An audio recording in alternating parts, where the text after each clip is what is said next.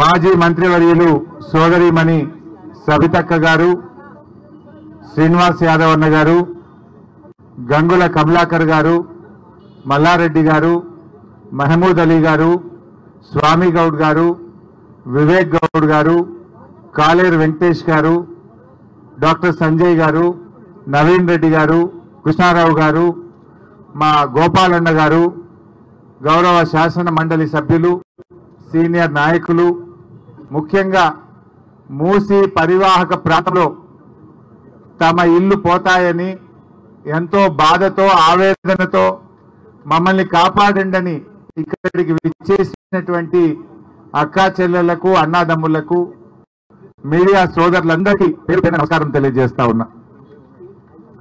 ముందుగా మీకు ఒకటే మాట, ధైర్యంగా ఉండండి. ఎవరు ఆత్మవిశ్వాసాన్ని కోల్పోదు. ఎట్టి పరిస్థితుల్లో ఈ ప్రభుత్వం మీ ఇండ్లు ముట్టుకోకుండా అవసరమైతే మేమే ఒక రక్షణ కవచంలాగా గోడగా మేము ఎమ్మెల్యేలం అందరం వచ్చి మీకు నిలబడతాం.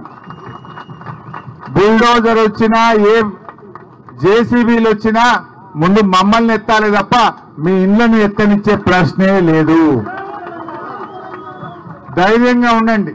కొంతమంది చెల్లెళ్ళు కొంతమంది మాట్లాడుతూ తమ ఆవేదన వెలుబుచ్చుతా ఉన్నారు. ఎందుకంటే ఇప్పటికే ఈ హైడ్రా పుణ్యమాని 3 ఆత్మహత్య చేసుకున్నారు. 3 ప్రాణాలు పోయినాయి ఇప్పటికే. ఇంకెవరు చనిపోవద్దు దయచేసి. అలాంటి ధైర్యాన్ని కోల్పోయే పని చేయకండి. We're all with you. ఎట్టి పరిస్థితుల్లో మీది న్యాయబద్ధమైన కోరిక. ఇందాక చాలా మంది డాక్యుమెంట్లు తెచ్చిచ్చారు. ఇదొక layout, Vishal Nagar colony layout. ఎప్పుడు అప్రూవ్ చేశారు? 1994. అప్పుడున్నది కాంగ్రెస్ ప్రభుత్వమే. 94లో లేఅవుట్ వచ్చింది. తర్వాత వీళ్ళకు మున్సిపల్ ఇంటి అనుమతులు ఉన్నాయి. వీళ్లకు ఎలక్ట్రిసిటీ బిల్లు కడుతున్నారు, వాటర్ ట్యాక్స్ కడుతున్నారు, మున్సిపల్ ట్యాక్స్ కడుతున్నారు. రిజిస్ట్రేషన్ ఆఫీస్లో కొనుక్కుంటే రిజిస్టర్ చేస్తే రిజిస్టర్ డాక్యుమెంట్ ఉంది. దీని మీద బ్యాంకు లోన్లు కూడా ఉన్నాయి. అంటే ఇక్కడ పేదల తప్పెక్కడున్నది? నీ కాంగ్రెస్ ప్రభుత్వమే నాడు అధికారంలో ఉన్నప్పుడు లేఅవుట్ అప్రూవల్ ఇచ్చింది, రిజిస్ట్రేషన్లు చేసింది, మున్సిపల్ అనుమతులు ఇచ్చింది, ఇల్లు కట్టుకున్నాక యూటిలైజేషన్ ఆక్యుపెన్సీ సర్టిఫికెట్ కూడా ఇచ్చింది. అంటే మీ తప్పిదాలకు పేదలు ఎందుకు బలి కావాలి అని అడుగుతా ఉన్నారు రేవంత్ రెడ్డిని. అంటే నువ్వు మూర్ఖంగా అనవసరంగా ఏదో మూసి ప్రాజెక్ట్ చేస్తా అని చెప్పి ఇలా పేదల ఉసురు పోసుకోవడం మానుకోవాలని చెప్పి నేను కోరుతా ఉన్నా. మీరు ఏం చెప్పిండ్రు? ఇందిరమ్మ పాలన, ఇందిరమ్మ పాలన అన్నారు. ఇందిరమ్మ పాలన ఏం చెప్తుంది? గరీబీకు హటావ్ అంటది. కానీ రేవంత్ రెడ్డి ఏం చేస్తుండంటే గరీబోంకో హటావ్ అంటుండ్రు. या तुम गरीबी को हटाना चाहते या गरीबों को हटाना चाहते मैं पूछना चाहता हूं. ये इंदिरम्మ పాలన అంటే పేదలకు కూడు గుడ్డ నీడిచ్చేది ఇందిరమ్మ పాలన. కానీ నీ ఇందిరమ్మ పాలన పేదల బతుకులు కూల్చే ప్రయత్నం చేస్తా ఉన్నావు, పేదలను ఇబ్బంది పెట్టే ప్రయత్నం చేస్తా ఉన్నావు. ఇలా ఆలోచించాలి. కాంగ్రెస్ పార్టీ అంటే హస్తం గుర్తు. హస్తం గుర్తు అంటే మీరు అపన్న హస్తం ఇస్తారా, భస్మాసుర హస్తం అవుతారా? బుల్డోజర్ కి రాజ్యం ఏంది? రాహుల్ గాంధీ పొద్దుగా లేస్తే టీవీలలో మాట్లాడుతుండు, बुलडोजर राज नहीं चलेगा अंटाడు. फिर तेलंगाना में क्या चल रहा राहुल गांधी? तेलंगाना में आज बुलडोजर का राज चल रहा. एक काम करो, वो आपका हाथ का निशाना निकाल के बुलडोजर का निशाना रख लो. तुम क्या समझिए? हस्తం గుర్తు చేసి బుల్డోజర్ గుర్తు పెట్టుకో. ఏం పేదలను బుల్డోజర్లు పెట్టి ఇబ్బంది పెడతారా?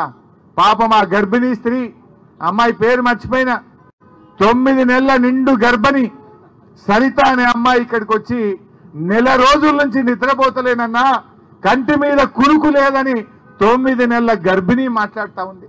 నిన్న తెలంగాణ భవన్కి వచ్చి అక్కా చెల్లెలు మాట్లాడుతుంటే నా కళ్ళల్లో నీళ్లు ఆగలే, నీళ్లు కారిపోయినాయి నాకు తెలియకుండానే. నాకు అర్థమైతలేదు ఈ రేవంత్ రెడ్డిది రాతి గుండెనా ఇంకేమన్నా గుండెనా నాకైతే అర్థమైతలేదు. మీ బాధలు వింటుంటే, మీ కన్నీళ్లు చూస్తుంటే రాతి గుండె కూడా కరిగిపోతుంది. కానీ రేవంత్ రెడ్డి గుండె ఎందుకు కరుగుతలేదో నాకైతే అర్థమైతలేదు. ఆయన ఈ రేవంత్ రెడ్డి ఆయన ఏదో పెద్ద శుద్ధపూస లెక్క మాట్లాడుతుండు. కొడంగల్ల ఆయన కట్టుకున్న ఇల్లే చెప్పుకుంటూ ఉన్నది. రేవంత్ రెడ్డి నువ్వు కట్టుకున్న ఇల్లు రెడ్డి కుంటలో సర్వే నంబర్ 1138లో నీ ఇల్లుంది కదా, ఫస్ట్ నీ ఇల్లు కూడగొట్టు. నీ ఇల్లే 2 గుంటలున్నది, నీ తమ్ముని ఇల్లే FTL ఉన్నది. నీ తమ్మునికో రూలు, నీకో రూలు, గరీబులకు ఒక రూలా అని నేను అడుగుతా ఉన్నా. ఇదెక్క న్యాయం? ఈ పేదలు ఎంతో జీవితకాలం కష్టపడి ఒకరు ఇల్లు కట్టుకుంటారు. ఇందాక ఒక ఇద్దరు పాపం, ఒక అమ్మ మిలిటరీ అని చెప్పింది, సరిత అని, వాళ్ళ భర్త పేరు సుభాష్ ప్రసాద్, మిలిటరీలో పనిచేస్తాడని చెప్పింది. ఇంకొక ఆయన చిరంజీవి కూడా నేను మిలిటరీలో రిటైర్ అయ్యానని వచ్చాడు. అంటే వాళ్ళు పాపం దేశాన్ని కాపాడారు. ఈ దేశాన్ని కాపాడడం కోసం దేశ సరిహద్దుల్లో వాళ్ళు పనిచేసి కంటికి రెప్పలాగా ఈ దేశాన్ని కాపాడిన సైనికులు తమ ఇల్లును కాపాడుకోవడానికి ఇలా తండ్లాడుతున్నారు. దేశాన్ని కాపాడిన వాళ్ళు తమ ఇల్లును కాపాడుకోవడానికి రేవంత్ రెడ్డి ప్రభుత్వానికి అప్పీల్ చేస్తున్నా కూడా ఈ ప్రభుత్వం కనికరం లేకుండా మాట్లాడుతూ ఉంది. ఎంత దుర్మార్గం! ఇలా ఇందాక ఒక మిత్రులు మాట్లాడుతూ, హసం గారు అనుకుంటా, ఆయన మాట అన్నాడు, నీ ప్రభుత్వం యొక్క జీవితకాలం 5 ఏళ్ళు, కానీ మా ఇల్లు అనేది జీవితకాలపు కళ. ఒక కుటుంబానికి, ఒక కుటుంబం యొక్క ఒక జనరేషన్ కళ. నీ 5 ఏళ్ల ప్రభుత్వం మా జీవితకాలపు కళను ఎలా కూలుస్తారు, నీకు హక్కెక్కడిది అని చెప్పి హసం గారు విశాల్ నగర్ నుంచి ఆయన వచ్చి మాట్లాడారు. ఇన్ని విన్న తర్వాత కూడా రేవంత్ రెడ్డి గారు ఎందుకు మూర్ఖంగా ప్రవర్తిస్తున్నాడు? చేయడానికి చాలా ఉన్నాయి. నీ ప్రభుత్వం ఎన్నో హామీలు ఇచ్చింది. వృద్ధులకు 4000 పెన్షన్ ఇస్తా అని మాట ఇచ్చినవు, గా పని చేసే ప్రయత్నం చేయి. దానికి డబ్బులు లేవంటుండు. రైతులకు 7500 రైతు బంధు ఇస్తా అన్నాడు, గా పని చేయమంటే దానికి డబ్బులు లేవు అని మాట్లాడుతున్నాడు. మహిళలకు 2500 ఇస్తా అన్నాడు, ఇంకెప్పుడు ఇస్తావు రేవంత్ రెడ్డి అంటే డబ్బులు లేవు అంటున్నాడు. ఉద్యోగస్తులకు డిఏ అంటే డబ్బులు లేవు అంటున్నాడు. మూసి మాత్రం 1,50,000 కోట్లు కట్టాడు. దీనికి ఏడికెళ్ళి వస్తాయి డబ్బులు? దీనికి ఏడికెళ్ళి వస్తాయి డబ్బులు అని అడుగుతా ఉన్నా. ముందు ఇచ్చిన హామీల మీద దృష్టి పెట్టు. ఇవాళ ఎస్సీ, ఎస్టీ, బీసీ, మైనారిటీ హాస్టళ్లలో పిల్లలకు అన్నం పెడతలేదు. 6 నెలలకెళ్ళి నువ్వు మెస్ ఛార్జీలు కూడా ఇవ్వలే. గా పిల్లలకు, పేదవాళ్లకు అన్నం పెట్టమంటే పైసలు లేవంటావు. సుందరీకరణ, మూసి సుందరీకరణ పేరు మీద 1,50,000 కోట్లు ఖర్చు పెట్టా అంటే ఇది అయ్యే పనా? పైసలు నువ్వు ముందు 1,00,000 కోట్లు డిపాజిట్ చేయి, 1,00,000 కోట్లు డిపాజిట్ చేయి. పైసలు లేవు కానీ పేదోళ్ళ ఇండ్లు కూడా కొట్టడట. పేదవాళ్ళని నిద్ర లేకుండా చేస్తా ఉన్నాడు. అందువల్ల మీరెవరు భయపడద్దు. ప్రజాస్వామ్యం యొక్క గొప్పతనం, ప్రతిపక్షం అనేది ప్రభుత్వం తప్పులు చేస్తే ప్రశ్నించడానికే ప్రతిపక్షం ఉంటుంది. మా మధుసూదనాచారి గారు ప్రతిపక్ష నేతగా శాసన మండలిలో ఉండి వారి వాళ్ళ మేము ముందుకు వచ్చారు. కేసీఆర్ గారు అసెంబ్లీలో ప్రతిపక్ష నేతగా ఉన్నారు. మేమందరం కూడా అసెంబ్లీలోనైనా బయటైనా ఈ ప్రభుత్వం యొక్క తప్పిదాన్ని ఎత్తి చూపుతాం. ఈ ప్రభుత్వం కళ్ళు తెరిపిస్తాం. మీ తెరువు రాకుండా కాపాడుకునే బాధ్యత మాది అని చెప్పి నేను మనవి చేస్తా ఉన్నా. మా శ్రీనివాస్ యాదవ్ అన్నాడు, మా అన్నగారు, అవసరమైతే కాలనీకి ఒక ఎమ్మెల్యే వచ్చి పండుకుంటాం. బుల్డోజర్ వస్తే ముందు మమ్మల్ని కూలగొట్టాలి, మమ్మల్ని కొట్టాలి తప్ప మీ ఇల్లు కొట్టడానికి అవకాశం లేదు. అంత దూరమైన ఉంటాం, మిమ్మల్ని కాపాడుకుంటాం. భయపడద్దు. ఎందుకంటే మీరు జీవితకాలం కష్టపడ్డారు. ఇంక 20 ఏళ్ళు 30 ఏళ్ళ దాకా మీ ఇన్స్టాల్మెంట్లు ఉన్నాయి బ్యాంకులలో. ఇది ఇల్లు కూలగొట్టాడు, బ్యాంకు ఊరుకుంటాడా? ఏడుండాలి, ఉండడానికి ఏడుండాలి, బ్యాంకులో ఇన్స్టాల్మెంట్ ఎడగట్టాలి, వాళ్ళ జీవితాలు ఏమైపోతాయని అడుగుతా ఉన్నా. అందువల్ల ఇది మీది న్యాయమైనటువంటి డిమాండ్. ఎవరు కూడా ఆందోళన చెందొద్దు. ఇందాక మిత్రుడు చెప్పాడు, ఇదే మూసీ మీద 6 కొత్త ప్రాజెక్టులు కడుతున్నారు. 40, 50 అంతస్తుల అపార్ట్మెంట్లు కడుతున్నారు. మరి రేవంత్ రెడ్డి ఈ కట్టుకున్న పేదోళ్ళ ఇళ్ళకేమో నంబర్లు వేస్తున్నావు. ఇదే మూసీని ఆక్రమించి, మూసీ ఆనుకొని 6 పెద్ద మల్టీ స్టోరీడ్ బిల్డింగులు కడితే దాన్ని ఎందుకో ఆపడు, దాన్ని ఎందుకో నోటీసులు ఇయ్యడు, దాన్ని ఎందుకో కూలగొట్టాడు. ఎందుకంటే వాళ్ళు పెద్ద వాళ్ళు. ఈ పేదవాళ్ళు నోరు లేని వాళ్ళను, ఈ పేదవాళ్ళను ఏం చేసినా ఎవడు రాడనుకుంటుండు. ఆ బలిసినోళ్ళను మాత్రమేమో దగ్గరుండి కట్టిస్తుండు, పేదోళ్లకు మాత్రం నోటీసులు ఇస్తుండు. కానీ ఈ పేదవాళ్లకు బీఆర్ఎస్ పార్టీ ఉన్నది, కేసీఆర్ గారు మీకు అండగా ఉన్నారు. ధైర్యంగా ఉండండి అని నేను మనవి చేస్తా ఉన్నా. ఇలా మూసీ ప్రాజెక్టు నీకు అంతగా చేయాలంటే విత్ ఇన్ ద ప్రాజెక్ట్ చేయి. వెనకడ నిజాం గారు 1908లో వరదలు వస్తే కూడా నిజాం రాజు ఇల్లు కూలగొట్టలే, మూసీకి గైడ్ వాల్ కట్టిండు. గైడ్ వాల్ కట్టి వరద బయటకు రాకుండా ఆలోచన చేసిండు మూసీ రాజు, ఆనాడి నిజాం రాజు. కానీ రేవంత్ రెడ్డి ఇవాళ నిజాంకు మించి ఒక హిట్లర్ లాగా వ్యవహరిస్తున్నాడు, పేదోళ్ళ నిద్ర లేకుండా చేస్తా ఉన్నాడు. అందువల్ల మీరెవ్వరు కూడా ఆందోళన చెందొద్దు, తప్పకుండా మేము కంటిన్యూ చేస్తాం. మిగతా కాలనీ వాళ్ళు కూడా వచ్చి చాలా మేము మాట్లాడాలని మా దగ్గరికి రండని ఎంతో మంది వచ్చి ఇక్కడ మా స్లిప్పులు కూడా పంపారు. అంతటికి రాలేకపోయినా డెఫినెట్ గా ఎమ్మెల్యేలుగా విడిపోయి మీ కాలనీలకు వచ్చి ఎక్కడ సమస్య వచ్చినా మీకు అండగా నిలబడతాం. నిన్న మీకు చెప్పినట్టుగా మా legal cell, BRS party legal cell Telangana Bhavan లో కూర్చొని ఉంటది. ఎందుకంటే మీరు చూసిండ్రు రేవంత్ రెడ్డి తమ్ముడు ఆయనకు నోటీస్ ఇచ్చిండ్రు, నెల రోజులు నోటీస్ ఇచ్చిండ్రు. ఆ కాలనీకి నెల రోజులు నోటీస్ ఇస్తే కోర్టుకు పోయి మెల్లగా స్టే తెచ్చుకో అన్నట్టు ఆయన పోయిండు. కోర్టులో కేసు వేస్తే గవర్నమెంట్ ప్లీడర్ జీపీవై ఏం చెప్పిండంటే, మేము ఇప్పుడే కూలగొట్టాం, మేమంతా సర్వే చేస్తాం, ఎఫ్టీఎల్ నిర్ధారణ చేస్తాం, అప్పుడు కూలగొట్టమని ప్రభుత్వ ప్లీడరే పోయి హైకోర్టులో అఫిడవిట్ వేసిండు. అంటే ఈ తమ్ముడికి బలిసిన వాళ్ళకు ఒక న్యాయం, ఈ పేదోళ్ళకు మాత్రం నోటీస్ లేదట, ఈ పేదోళ్లకు కనీసం అడగరట. రాత్రికి రాత్రే వచ్చి పోలీసు వాళ్ళని పెట్టుకొని నంబర్లు చేస్తాం, కూలగొట్టమంటే ఇది ఏం రాజ్యం అని నేను అడుగుతా ఉన్నా. పేదలకు మీరు సాయం చేస్తారా, పేద బతుకులు ఆటం చేస్తారా అని నేను అడుగుతా ఉన్నా. అందువల్ల ఎట్టి పరిస్థితుల్లో మీరు ధైర్యంగా ఉండండి, మీ ఉద్యోగాలు మీరు చేసుకోండి. మీకేమన్నా చిన్న ఇబ్బంది వచ్చినా డైరెక్ట్ గా తెలంగాణ భవన్ కు రండి, మా తలుపులు తెరిచే ఉంటాయి. అది ప్రజాభవన్, తెలంగాణ ప్రజల కోసం కట్టిన భవన్, తెలంగాణ భవన్. మీరెవరైనా రావచ్చు, అర్ధరాత్రి వచ్చినా మీకు ఆశ్రయం ఇస్తాం, మాట్లాడతాం, లీగల్ సపోర్ట్ చేస్తాం, ప్రత్యక్షంగా కూడా వచ్చి మీకు అండగా నిలబడతాం. ఇంకా ఏదైనా అత్యవసరం ఉంటే మా సబితక్కకో మాలో ఎవరికైనా ఫోన్ చేయండి. మేము నిమిషాల్లో, మీకు ఎక్కువ దూరంలో లేం, మేము ఉండేది కూడా ఇక్కడ నుంచి పావు గంట దూరంలోనే ఉంటాం. ఫోన్ చేస్తే 15 నిమిషాల్లో మీ దగ్గరికి వచ్చి మీకు అంతా నిలబడతాం. ఎవరు కూడా భయపడాల్సిన అవసరం లేదు. We're with you. It is a genuine cause, న్యాయబద్ధమైన కోరిక మీరు కోరుతున్నటువంటిది.